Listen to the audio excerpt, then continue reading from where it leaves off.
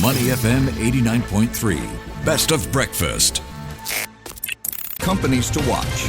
All right, time to welcome Difficult Dan today for Companies to Watch. Time to welcome Rough Ryan on a rough Monday. Yes, welcome to Companies to Watch. That's a segment where we spotlight and stock you up with ideas of listed companies that's going to call for your attention. So we're looking at market trends to risks, as well as hidden gems or warning signs to steer clear of. 88550893.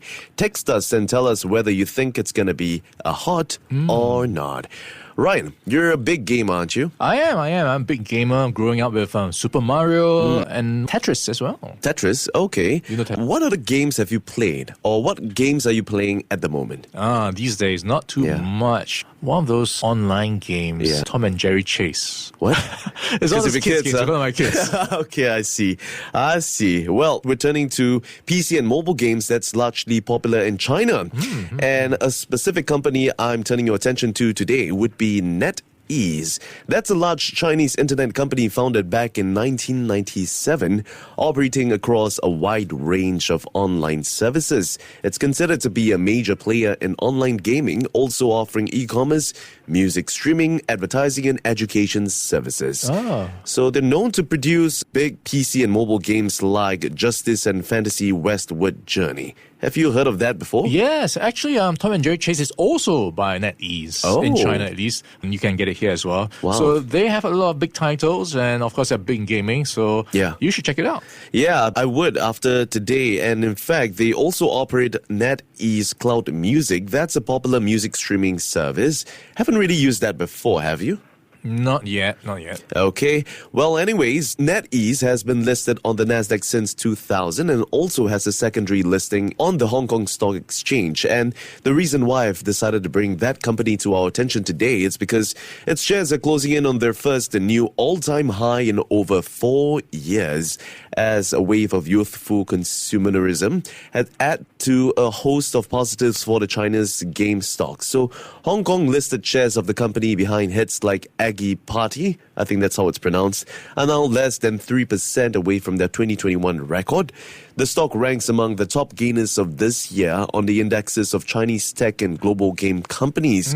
So we're seeing a lot of young consumers snapping up some kind of creature comforts in this slowing economy. A lot of them are just spending more in their in-game products just loading on games in general. Can be quite crazy. These kids are spending their parents' credit cards. I'm sure you've seen that before. Has it started for you? Not yet, fortunately. So I'm not surprised that NetEase is just doing so well on that front. Yeah, exactly. In addition, they're also getting help from an improved domestic regulatory and competitive environment, as well as the safe haven appeal of the game stocks globally amid the U.S. tariffs and chip export restrictions that we're seeing. So investors are also playing out the shares because they're cheap, with NetEase and larger rival Tencent Holdings. Those two are trading less than half the earnings-based valuation of Nintendo and about a quarter that of Take-Two Interactive Software. In fact, according to a fund manager, the resilience of video games is a result of savvy Chinese consumers shifting spending to cheaper services that offer emotional support rather than big-ticket physical goods. Isn't that such an interesting take? Yeah, it's an interesting change of spending patterns where folks maybe are cutting back on these, as you mentioned, bigger stuff, bigger ticket items to stuff that can get them by, like, your Netflixes or whatever service that can give you some comfort in times of stress or difficulty, and games, quite popular. Do you see yourself putting a lot of money into games, Ryan? Well, if I had to choose, between going to the cinema, hanging out with my friends at the clubs, or drinking, that can be quite expensive. But games can last you quite a while. Yeah, that's a fair point that you've made. Well, the trend of consumer spending crowding to top games and biggest companies is unlikely to change in the short term if deflation persists. So it's likely that we're seeing people continuing to spend within the gaming world. And if we look at how NetEase has performed for much of this year, shares have surged 45%, while Tencent's are up 22%, boosted by strength in older titles.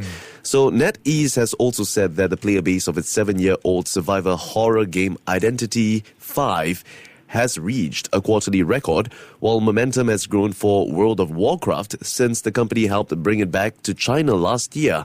That's a big game, World of Warcraft. Newer games have helped too, like NetEase's Where Winds Meet.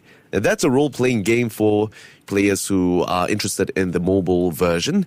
Just recently, NetEase Games Battle Royale shooter Bloodstrike has also surpassed 100 million downloads, and estimates show that the game has generated over $22.9 million in gross player spending. So, signs that regulators are turning more supportive on China's $40 billion plus gaming sector, along with gradual warming on the broader tech industry following crackdowns in years past. That seems to be supporting a lot of positive sentiment moving into the gaming sector.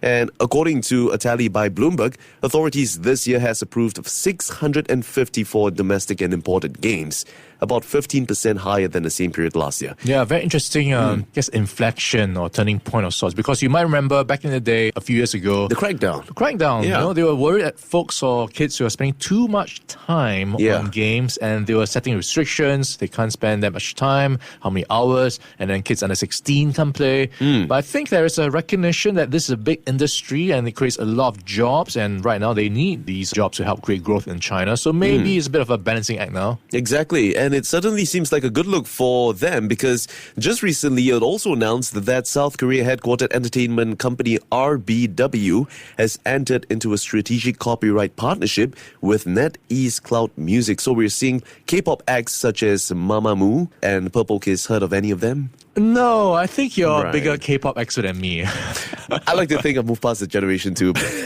Now, I'm not really familiar with these names. I think I may have heard of Mamamoo before, but yes, this strategic partnership is set to mark a new chapter in Korea-China music exchange and likely to accelerate K-pop's expansion into the Chinese market. So I see it as a plus for both of them. Yeah. That being said, I'm going to go with a hard. What about you? Yeah, it looks like all systems go for NetEase. You've got a lot of tailwinds. Games are doing well. They are branching into K-pop. So you've got a lot of stuff going on. Yeah, that's right. So that would pretty much do it for our stock in focus for today, NetEase. Now, it's founded back in 1997 by William Ding. But did you also know that NetEase is the 5th biggest gaming publisher in the world by revenue, currently offering over 140 live games in China as well as overseas. It's nearly $72 billion worth and does more than just gaming. It is also considered to be the largest provider of email in China with over 940 million accounts. So how does NetEase handle breakups? With ease? Close enough, right? It just patches things up and moves on with an update. All right. And that's all we have for NetEase. Before acting on the information on Money FM, please consider if it's suitable for your own investment objectives, financial situation, and risk tolerance. To listen to more great interviews, download our podcasts at audio.sg or download the audio app. That's AWEDIO, audio at the App Store and Google Play.